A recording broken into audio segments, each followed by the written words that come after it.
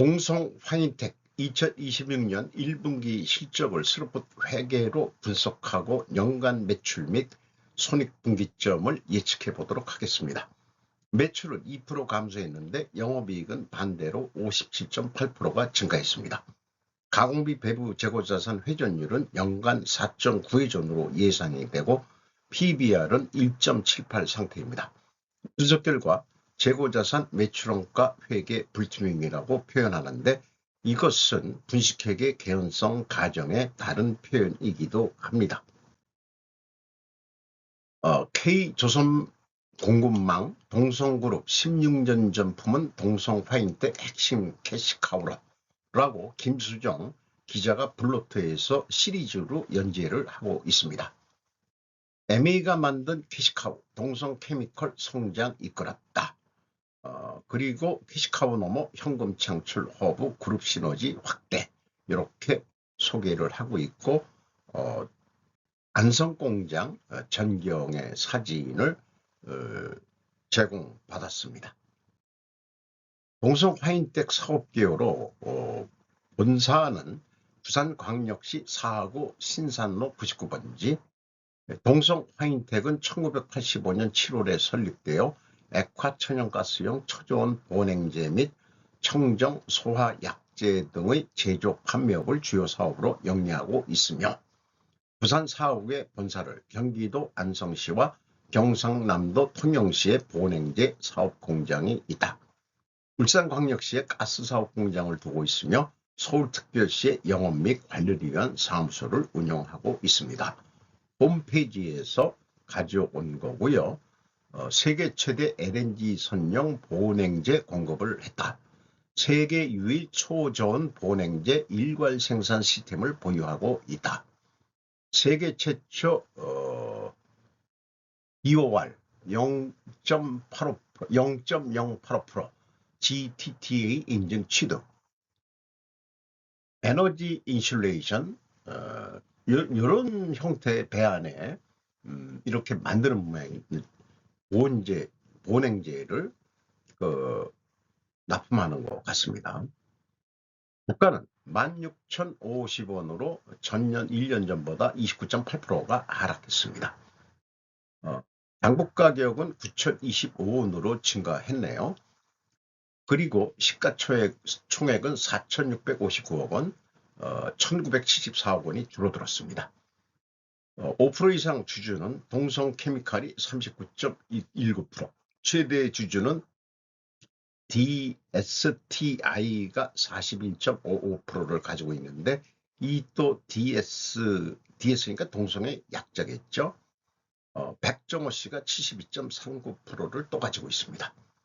외국인이 16.9%인데 모건스테인이 JP 모간이 역시 눈에 띕니다. 슬롯 회계로 분석한 결과입니다.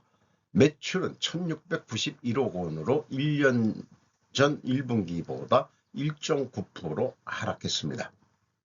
매출에 비례하는 매출 재료비가 7.9% 더 낮게 내려갔기 때문에 그 갭이 마이너스 6%. 여기서 우리는 원재료 가격이 하락했다라고 1차 추론을 해볼 수 있습니다. 운영경비 2% 줄였습니다. 그 결과 TOE 생산성은 1.28로 0.11포인트가 상승했고요. 슬롯 영업이익은 1,164억 8,100만 원으로 57.8%가 증가했습니다. 원가회계 영업이익상으로는 58.4%가 증가했습니다. 원가회계 영업이익보다 33억 7,600만 원 적은 수치인데 이것은 가공비 배부 재고자산이 증가했기 때문입니다. 재고 회전율은 4.9회전으로 예상이 되는데 이것은 전년도 예상보다 1.62 회전이 낮아진 것입니다. 그러니까 재고가 많이 증가했다는 뜻이겠죠. 재고자산 내역이 상품, 제품, 반제품, 제공품이 안 보이네요. 가공비 배부 재고자산 1,124억 원, 연초보다 108억 7,500만 원이 증가했고 전년도에는 68억 원이 증가했었습니다. 매출이 2% 감소했는데 가공비 배부 재고자산은 11%나 높게 증가했다. 슬퍼 관점에서는 매우 바람직하지 않은 재고 관리가 되겠습니다. 비성분 분석 내용입니다. A 재고자산의 변동이 마이너스 35억 6,800만 원이면 재고가 증가했다는 뜻이고요. 원재료의 사용액이 9,495억, 949억 5,400만 원, 4.5% 감소했습니다. AB를 합친 매출원가 재료비는 913억 8,500만 원, 9.3% 감소했고 운영경비는 2% 감소했습니다. 운영경비 579억 원에서 판매관리비 119억 원을 뺀 460억 원이 공장 가공비가 되겠습니다. 재료 비율이 69%로 0.3% 하락했습니다. 여기서는 원재료 가격이 또 하락했다라고 추론할 수 있습니다. 재고자산 명세에는 상품이 있는데 비성분에서는 언급이 없는 거, 이 원재료 사용액에 상품 매입액이 들어가 있다고 간주해 볼 수밖에 없겠습니다. 분석이 다 끝난 다음에 이것을 재고자산 입출 교차 검증을 시도를 해보는데 여기 원재료의 사용액이 있으니까 이 사용액을 넣어가지고 역산을 통해서 원재료 입고액을 산출해 볼 수 있고요. 자세하게 이렇게 파편화된 데이터 대신 저는 검증을 하는 방법으로는 입고 비용이 총 제조 비용이죠. 그거를 입고로 잡고 출고는 이 매출원가가 나와 있죠. 그래서 이 재고자산을 제가 통합을 해버리는 겁니다. 가공비 배부 재고자산, 그러면은 교차 검증이 되겠습니다. 나머지들은 현실적으로 검증을 할 수가 없습니다. 1단계 재고자산의 변동 검증으로서 가공비 배부 재고자산이 108억 7,500만 원인데 이성분 쪽에서는 35억 6,800만 원이었죠. 73억 원이 차이가 납니다. 이것이 무엇인지 합리적으로 추측할 증거는 찾지를 못했습니다. PQ 총 제조 비용도 동일한 금액으로 차이가 나게 되겠습니다. 현금 흐름표로는 마치죠. 외부 감사인은 이 현금 흐름표로만 맞춰보는 것으로 재고자산이 투명하다고 얘기하겠습니다만은 저는 아니옵시다. 슬프 회계하고의 영업이익 차이 33억 7,600만 원은 재고자산 증가액에서 가공비율을 곱하면 검증이 되겠습니다. 이 34억이라는 영업이익의 감소는 뭐 크다 작다를 떠나서 직원들이 실질적으로 그 경영 성과를 평가할 때 스르폿으로 해야 불리하지 않다는 것을 제가 추가로 또 진행을 해보죠. 운영 경비입니다. 인건비가 184억 5,800만 원, 12.1% 증가했습니다. 직원 수는 621명으로 7명이 증가했습니다. 평균 임금은 1억 1,890만 원, 10.8% 증가했습니다. 중소기업 규모인데도 대기업 수준의 임금이 산출이 되네요. 스르폿 노동 생산성은 17.8% 떨어졌는데 반대로 노동 분배율은 4.8% 상승시켜준 형국입니다. 원가 생산성으로는 14.8% 떨어졌는데 원가 노동 분배율로는 15.5%, 노동 생산성도 떨어졌으니까 노동 분배율도 떨어뜨린다. 이것이 좋은 거냐? 월급쟁이한테는 스르폿으로 평가받은 것이 바람직합니다. 왜냐? 운영경비는 노동자들이 책임질 게 아니거든요. 운영경비에 인건비도 들어갑니다만은 나머지 그 것들은 다 회사 경영진이 잘못해서 그런 거지 노동자들이 잘못한 건 아니지 않냐. 그러니까 평가지표는 스르폿까지만 하면 된다. 제 얘기는 그 얘기입니다. 그런데 이 원가 매출 이익 뭐 이런 것들은 다 운영비용까지 들어가 가지고 내가 실행한 게 아닌데 왜 그것까지 넣어가지고 우리를 평가합니까? 라고 항의할 수 있는 그런 논리적인 근거를 제시하는 우리나라 노동단체는 그런 지식 수준이 없기 때문에 접근을 못하고 있겠죠. 스루폿을 배워라 나한테. 그거 가지고 협상을 해라. 이렇게 저는 얘기할 것입니다.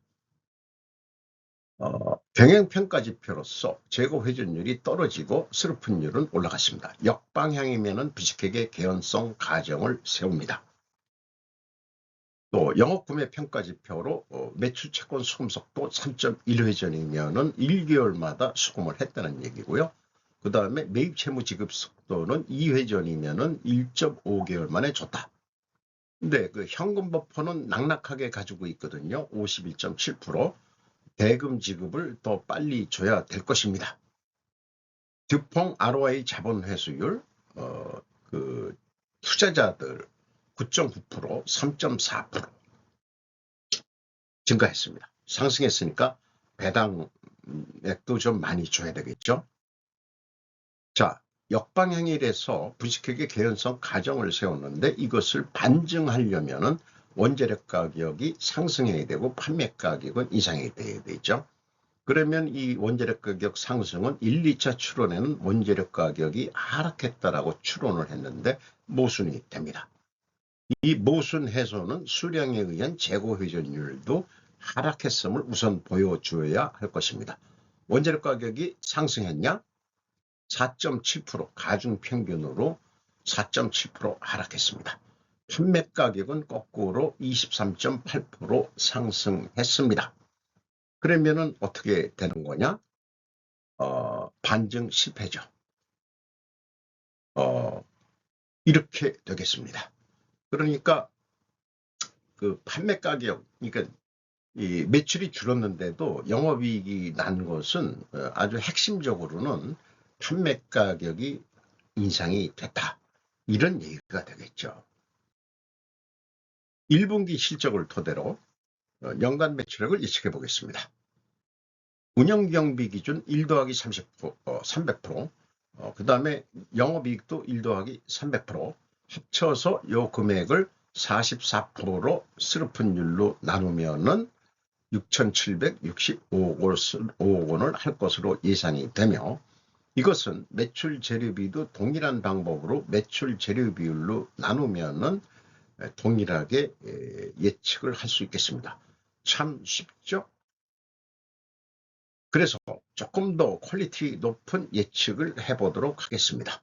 제가 똑같은 방법으로 작년도 했다면은 6,894억 원이라고 예측을 했을 텐데 실제 결과는 7,423억 원이었습니다. 7.1% 제가 적게 예측을 했다면은 이것은 제가 점쟁이로 좌판을 깔 수가 없는 상황입니다.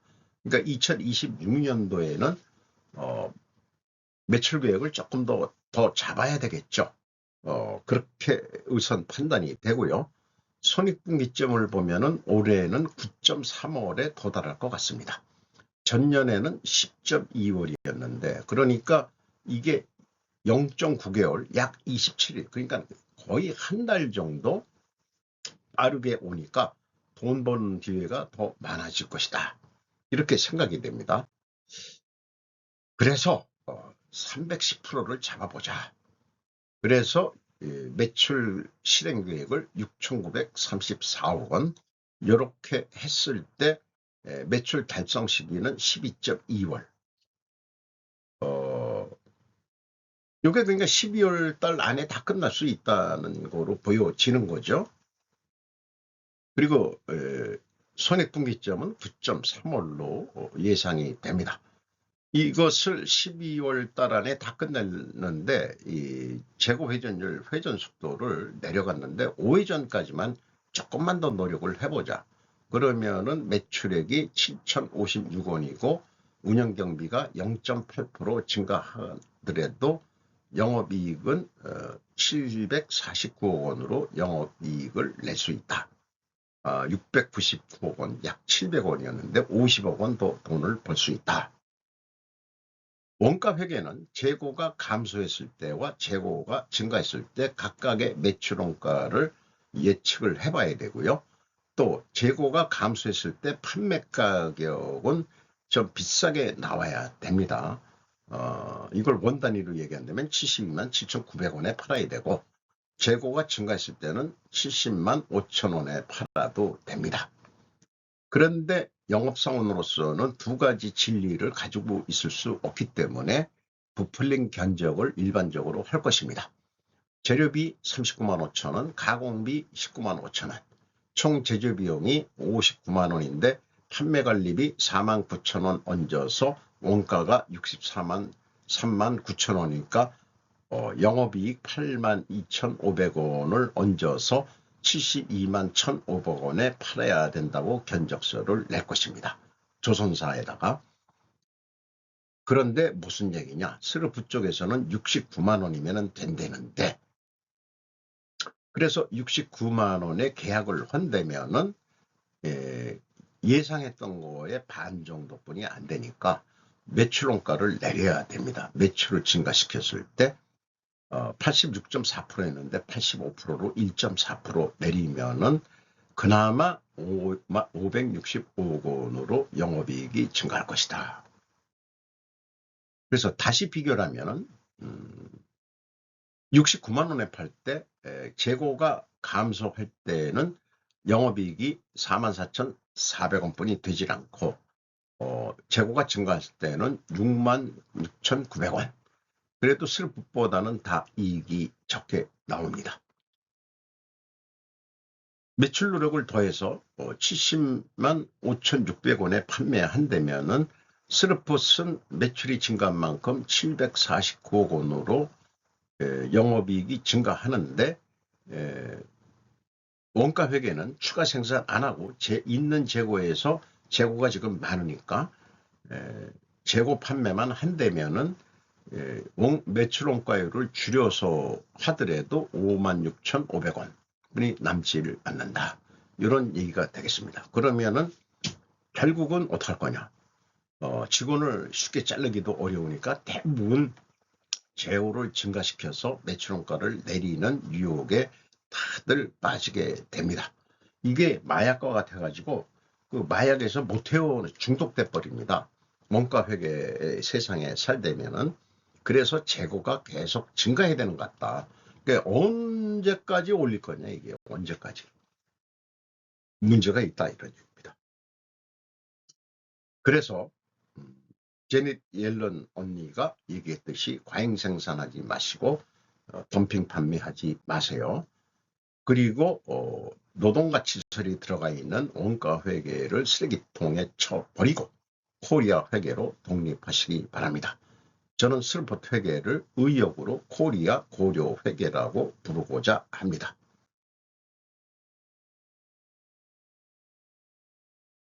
오늘도 좋은 하루 되시기 바랍니다. 굿아이.